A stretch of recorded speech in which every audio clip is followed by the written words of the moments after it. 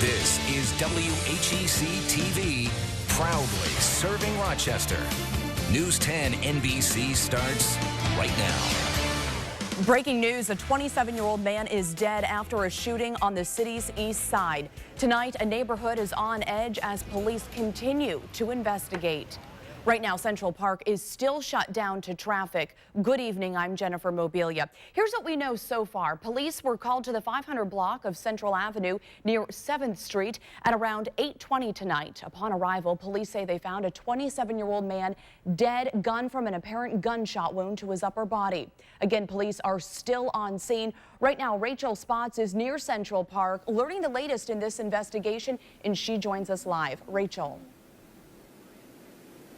Hi, Jennifer. It's an active scene here on Central Park where a 27-year-old man was shot and killed earlier tonight. Police have blocked off this entire stretch behind me from Goodman Street all the way up to 6th. Now we know this investigation has been in full swing since about 8:30 tonight. And although we haven't spoken directly with police, RPD did confirm in an email that the man was found deceased with an apparent gunshot wound to his upper body. I'm told no arrests have been made as investigators are still trying to figure out what exactly happened. Not too long ago, we saw officers take one guy into custody, a possible suspect we don't yet know. We've also seen police out with flashlights searching a house just off Central Park. And I can tell you, since we've been here, I've heard people screaming and crying just up the street, possibly family and friends of this young man who was shot and killed tonight. We'll have more details for you as soon as we talk with police. Jennifer. Rachel Spots live on 7th Street with our report tonight. Thank you, Rachel. And of course, we'll continue to follow this breaking news and bring you any updates as soon as we get them. Turning to weather now. Right now, there's a flash flood warning in effect for Yates County. So let's head over to your hometown weather expert, meteorologist Josh Nichols. Josh, tell us more about this warning. Yeah, Jim, well, there's good reason for the warning. They had more than 1.5 inches of rain in just a few hours' time in Yates County with some of the downpours that moved on through in the last few hours. And we had some reports from emergency officials in parts of the county that some roads are impassable. We don't know anything about Penn Yan at this point. But what we can tell you is that flash flood warning is up right now. Let's show you where that rain is live on Doppler 10. Now, we still have some showers to talk about even in the Genesee Valley, say from Geneseo and into the Finger Lakes into Canandaigua. A lot of these are moving off to the north and east. So Newark, you're in line for a few more showers here as we go forward. But I want to take you down here to Penn Yan to show you that it's not raining there right now, but it is pouring in Watkins Glen and Ithaca. That's the rain that was over Yates County just a short time ago. And again, there is that warning. It is up until 12:30 tonight or into early Monday morning. Again, for some of the very heavy rain that moved through, causing some of that localized ponding and flooding. Tomorrow looks like a better day. Cool, dry temperatures into the mid-70s in Rochester by the time you head home. We'll be back with the rest of the forecast in just a little bit. Jen? All right, thank you, Josh. New at 11, some scary moments at the Spencerport Volunteer Firemen's Carnival after a mechanical error causes one worker to be thrown from a Ferris wheel. Thankfully, the carnival had already closed for the day and no one was on that ride. We're told 2 men were taking down the Ferris wheel when a mechanical error caused one worker to fall 10 to 15 feet. That worker suffered a shoulder injury. He was taken to Strong Hospital. His condition is not known at this time. We're told the other worker suffered cuts to his face but was able to drive himself to the hospital. Also new at 11, 3 people are under arrest tonight and 2 handguns have been recovered by police. We're told it all started with a report of shots fired on Augustine Street near Dewey Avenue. It happened just after 2 o'clock. Police say the caller described the suspect's vehicle and then state troopers spotted a vehicle matching that description on Lake Avenue and State Street a short time later.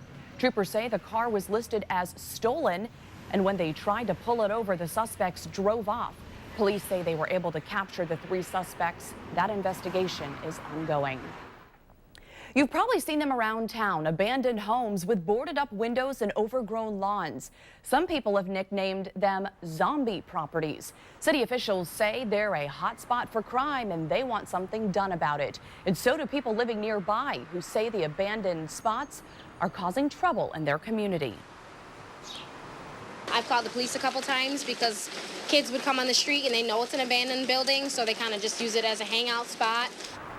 Now, Attorney General Eric Schneiderman is launching a statewide initiative to attack these zombie properties, many of which are homes and buildings that were foreclosed. The AG is calling on the state legislature to pass a bill requiring banks to either maintain those foreclosed properties if they become abandoned or allow homeowners to live in them. Our legislation will make communities safer and lessen the burden on municipalities still struggling to recover from the housing crisis.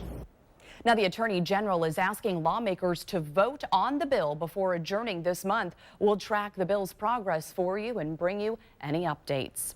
A Clyde man is behind bars tonight after the Ontario County Sheriff's Office says he had sexual contact with a minor. 43-year-old James Smith is charged with sexual abuse in the first degree. Deputies say he had sexual contact with a 16-year-old girl while she was incapacitated. Investigators say the incident happened during the early morning hours on June 2nd in the town of Phelps. Smith is being held at the Ontario County Jail without bail.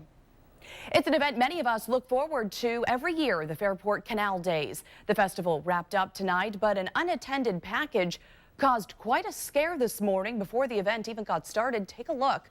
Main and High Streets were closed for a while as officers investigated the suspicious package left at the festival. Police tell us the package was deemed safe and the area opened back up to festival goers. We spoke with the Fairport mayor about the incident. He tells us it was just a backpack that a teenager accidentally left at the festival. And it was what a 14-year-old does. And so the police took it seriously and did the checking they had to do. They found the 14-year-old. He came back and claimed it. And it was, thank goodness, it was a non-issue. And the rest of the afternoon carried on without issue as thousands packed the streets to enjoy the festival. 3 men are okay after fire officials say their boat tipped over this afternoon on Long Pond in Greece. We're told the engine on that boat failed and started taking in water. That's when the boat flipped. When rescue crews arrived, they say they found 3 men in the water. Officials say they were able to get the men out of the water quickly without any injuries. And another rescue this afternoon after a man got stuck in the mud. It happened just before 3 o'clock at Powder Mills Park in Pittsford. Fire officials say the man was on a hike when he got tired, then stuck. Rescue crews were able to find him by tracking his cell phone's GPS. Officials say they were able to successfully get the man out of the mud and no one was injured. Funeral services are set for the local soldier who died during a training exercise last month at Fort Bragg. Calling hours for Sergeant Shayna Schmeigel will be held on Tuesday at the Michael Tomaszewski Funeral and Cremation Chapel in Batavia from 2 until 8 p.m. Funeral services will be held Wednesday at that same location at 11 a.m. According to a report, the type of parachute Schmeigel used during the exercise had been suspended and linked to a death in 2011. However, it was reinstated after a study found it to be safe. It is not clear at this point if the parachute played a role in Schmeigel's death. 5 people are dead, including 2 police officers, after police say a man and a woman opened fire at 2 locations in Las Vegas. Police say the suspects ambushed the officers while they were eating lunch at Cici's Pizza. Witnesses say one of the suspects yelled, "Be ready for the revolution," before leaving the shop. Officers say the suspects then went to a nearby Walmart where they shot and killed another person, then shot themselves. Brian Moore reports. Witnesses say 2 Las Vegas police officers were sharing lunch inside this Cici's Pizzeria when they were ambushed by a pair of suspects who began shooting after shouting this chilling declaration. They were screaming as a revolution has begun. Investigators say a man and woman shot the officers at point-blank range. One officer fired back, but it was too late.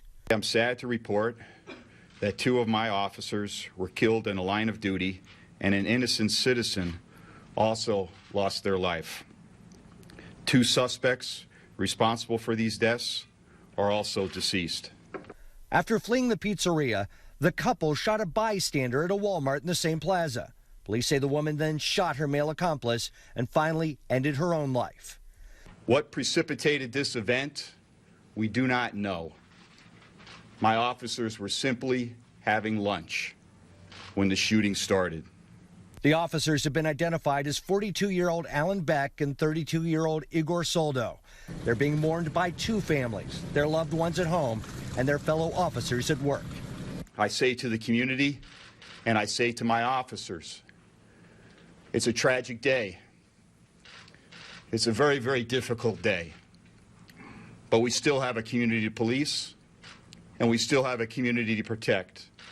A job that begins with a search for a motive in a senseless attack. Brian Moore, NBC News. Thank you, Brian, and we'll continue to track this story for you and bring you any updates. Still ahead, an ice-cold lemonade for a warm day, but it's not just any lemonade, it's all for a good cause. How this lemonade stand is helping kids with cancer, that's next on News 10 NBC.